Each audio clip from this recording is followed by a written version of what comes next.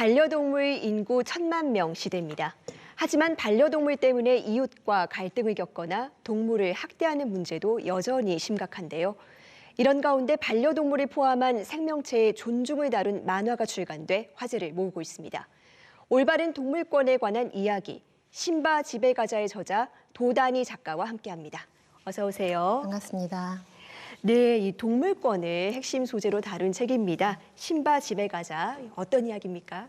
네, 신바 집에 가자는 어린이 동산이라는 잡지에 4년 정도 연재했던 만화예요. 네. 원래 제목은 이리와 이리와였는데 사계절 출판사에서 단행본으로 발간하면서 신바 집에 가자라는 제목으로 바꾸자고 제안해 주셨어요. 이 제목에는 모든 반려견들이 안심하고 돌아갈 수 있는 집이 있고 내 반려견이 집이라는 한 울타리에 모여서 가족의 일원으로 함께 살아간다는 의미를 담은 유기되고 학대받는 반려동물이 없으면 좋겠다는 바람을 담은 좋은 제목이라고 생각합니다. 네, 이 집이라는 말에 정말 많은 의미가 담겨 있네요. 그러면 주인공은 강아지 신바일까요? 네, 주인공은 민호와 민호의 강아지 신바인데요. 민호가 신바를 키우면서 알게 되는 정보들, 그리고 반려동물과 다른 여러 생명들에 대한 생각, 그리고 민호와 함께 신바가 겪는 여러 가지 에피소드들이 내용으로 담겨 있습니다. 네, 이 책의 앞부분에 보면 이 민호의 친구가 이 신바가 순종견이냐 이렇게 묻는 에피소드가 나옵니다.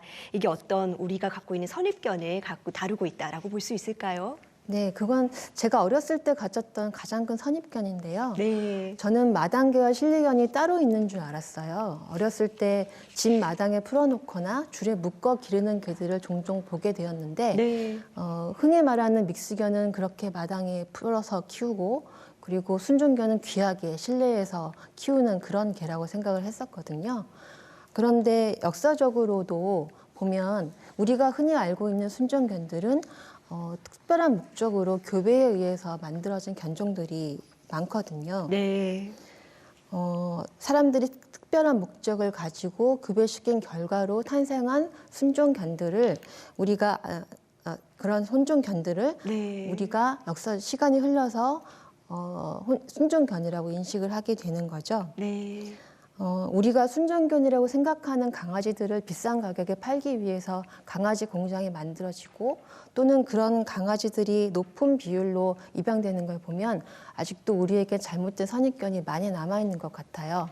이런 선입견을 갖지 않는 것이 지금의 여러 가지 문제를 해결하는 데 도움이 될 거라고 생각합니다. 네, 책에서는 또 이런 이 강아지 공장에서 평생 출산만 하다가 버려지는 어미견의 이야기도 다루셨습니다. 네, 저도 한때는 펫샵에 짓는데 강아지들을 보면서 네. 귀엽다는 생각만 하고 그 강아지들이 어디서 왔는지 궁금해하지 않은 적이 있었는데요. 네. 강아지 공장에 대한 뉴스를 보고 그 끔찍한 실상을 알게 되었고 만화에 나오는 강아지 공장에 대한 에피소드는 실제 기사를 토대로 각색한 이야기입니다. 네. 그냥 강아지를 좋아해서 펫샵에서 돈을 주고 샀을 뿐인 나의 단순한 행동이 여전히 강아지 공장을 존재하게 하는 불편한 진실로 이어진다는 사실을 생각해야 할 것 같아요. 네. 펫샵을 이용하지 않기 위한 대안으로 사지 말고 입양하자는 것은 많은 사람들에게 이제 보편적으로 공유되는 생각인 것 같은데요. 네. 여기에는 펫샵을 이용하지 않음으로 해서 무자비한 강아지 공장을 더 이상 만들지 말자는 생각과 함께 유기된 동물들에게 다시 집을 만들어주자는 인식이 함께한다고 생각합니다. 네. 그리고 이 신바와 반려동물뿐만 아니라 이 책에서는 길고양이, 닭과 같은 이 아주 다양한 동물의 삶을 다루고 있습니다. 혹시 작가님 본인의 경험과도 연결이 된 문제일까요?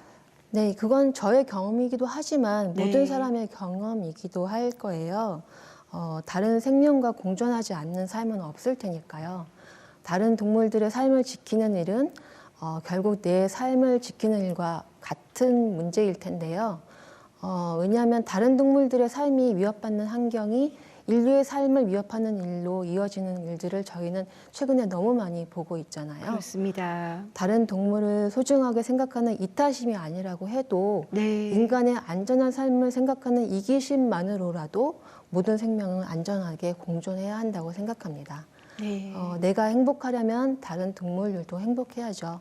우리는 홀로 살아남을 수가 없을 테니까요. 네, 그렇습니다. 이 생명에게 얻는 위로와 연대의 이야기, 우리 모두가 행복하게 공존하기 위해서 꼭 이렇게 귀 기울여야 할 메시지가 아닌가 싶습니다.